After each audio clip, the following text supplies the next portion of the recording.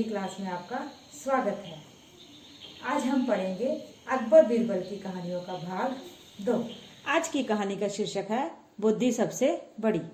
बुद्धि सबसे बड़ी कहानी अकबर बीरबल का एक किस्सा है। एक छोटा सा बालक अपनी बुद्धिमानी से अकबर बीरबल दोनों को कैसे हैरानी में डाल देता है, चलो आज देखते हैं। एक दिन बीरबल अपने घर जा रहे थे। रास्ते में उन्होंने एक बालक को फटे पुराने कपड़ों में देखा। वह बालक पेड़ की छाया में बैठकर चने खा रहा था। बीरबल को यह देखकर आश्चर्य हुआ कि बालक एक एक चना मुंह में डाल रहा है।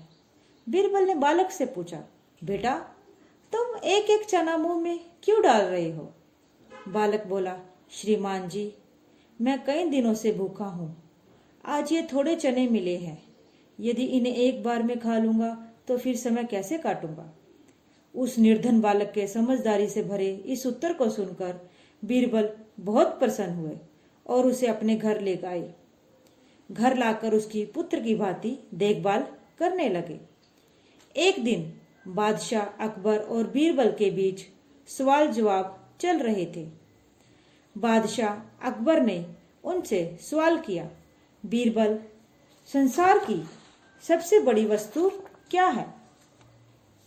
बीरबल को इस प्रश्न का उत्तर नहीं सूझा। उन्होंने इस प्रश्न का उत्तर देने के लिए 1 सप्ताह का समय मांगा और घर लौट आए। घर आकर बीरबल ने बहुत सोचा, परंतु उन्हें बादशाह के प्रश्न का उत्तर नहीं मिल पाया। इसी प्रकार सोचते सोचते सप्ताह पूरा होने में केवल 1 दिन शेष रह गया। उन्हें परेशान देखकर बालक ने बीरबल से पूछा, पिताजी आप परेशान क्यों हैं? बीरबल ने बालक को सारी बात बताई। प्रश्न सुनते ही बालक बोला, पिताजी आप चिंता न करें। बादशाह से कह दीजिए कि बुद्धि ही सबसे बड़ी वस्तु है।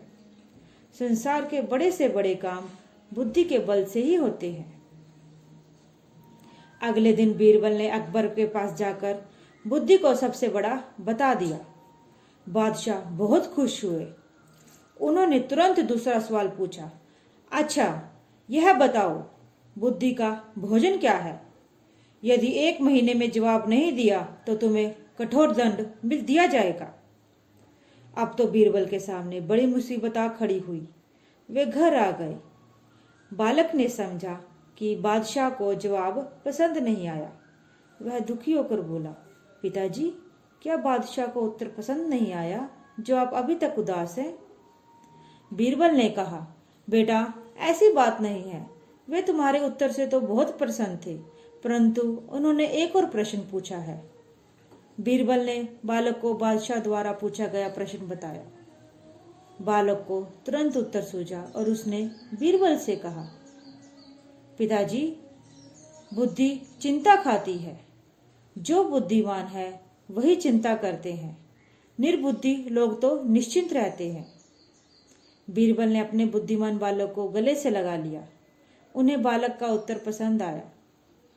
वे प्रसन्नतापूर्वक बादशाह के पास गए और बादशाह के सवाल का जवाब दिया। बादशाह की खुशी का ठिकाना न रहा। वे खुश होते हुए बोले, अच्छा अब यह बताओ कि बुद्धि पीती क्या है? बीरबल फिर चिंता में पड़ गए। वे सोचने लगे कि पहले 2 प्रश्नों के उत्तर तो बालक ने दे दिए, परंतु अब वह यह उत्तर न दे सका तो क्या होगा। इसी सोच विचार में डूबे हुए जब वे घर पहुंचे तो बालक ने पूछा, पिताजी अब क्या हुआ? बीरबल ने अपनी परेशानी का कारण बताया तो बालक बोला, बुद्धि क्रोध पीती है। बुद्धिमान व्यक्ति ही क्रोध पी सकता है। निर्बुद्धि तो बात बात पर आग बबूला हो जाता है। बीरबल द्वारा इस प्रश्न का उत्तर सुनकर भी बादशाह बहुत प्रसन्न हुए और उन्होंने बीरबल को खूब सारा इनाम दिया। बीरबल प्रसन्नतापूर्वक घर जाने लगे तो बादशाह ने उन्हें वापस बुलाया और कहा, तुमने मेरे 3 सवालों के जवाब तो सही दे दिए, बस एक आखिरी सवाल का जवाब भी देते जाओ। बीरबल क्या करते? बोले, बादशाह वह कौन सा सवाल है? अकबर ने तुरंत सवाल पूछा, बुद्धि का रूप क्या है? बीरबल को अब अपने पुत्र पर बहुत भरोसा हो गया था। उन्होंने बादशाह से कहा, इसका जवाब तो मेरा बेटा ही कल आकर देगा। अगले दिन बीरबल उस बालक को लेकर दरबार में पहुंचे। अकबर ने बालक से पूछा, क्या तुम्हारे पास मेरे सवाल का जवाब है? बालक ने आत्मविश्वास के साथ उत्तर दिया, बादशाह, इस प्रश्न का उत्तर जानने के लिए आपको मेरा शिष्य बनना पड़ेगा। यदि आप इस प्रश्न का उत्तर जानना चाहते हैं तो गद्दी से उतरकर नीचे आइए और मुझे वहां बैठने दीजिए।